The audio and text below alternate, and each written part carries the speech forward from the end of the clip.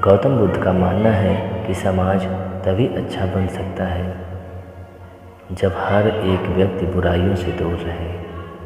हम सुधरेंगे तो समाज स्वतः अच्छा हो जाएगा। गौतम बुद्ध ने ये बात गांव के लोगों को समझाई थी। इस संबंध में एक प्रसंग भी प्रचलित है। प्रचलित प्रसंग के अनुसार महात्मा बुद्ध एक स्थान से दूसरे स्थान भ्रमण करते थे और लोगों को उपदेश देते थे। इसी यात्रा के दौरान एक बार महात्मा बुद्ध किसी गांव में पहुंचे। गांव के लोग उनके दर्शन करने और प्रवचन सुनने पहुंच रहे थे। कुछ ही दिनों में क्षेत्र के काफ़ी लोग बुद्ध के उपदेश सुनने आने लगे। तभी एक दिन वहां एक महिला पहुंची। उसने बुद्ध से पूछा कि आप तो किसी राजकुमार की तरह दिखते हैं, आपने युवा अवस्था में ही संन्यास क्यों धारण कर लिया? बुद्ध ने कहा कि मैं 3 प्रश्नों के हल ढूंढना चाहता हूँ, इसलिए मैंने संन्यास लिया है।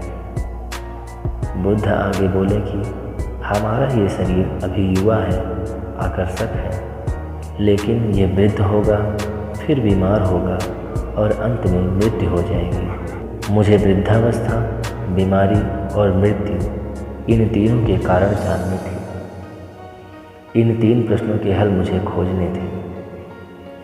बुद्ध की ये बातें सुनकर महिला बहुत प्रभावित हो गई और उसने उन्हें भोजन के लिए आमंत्रित किया।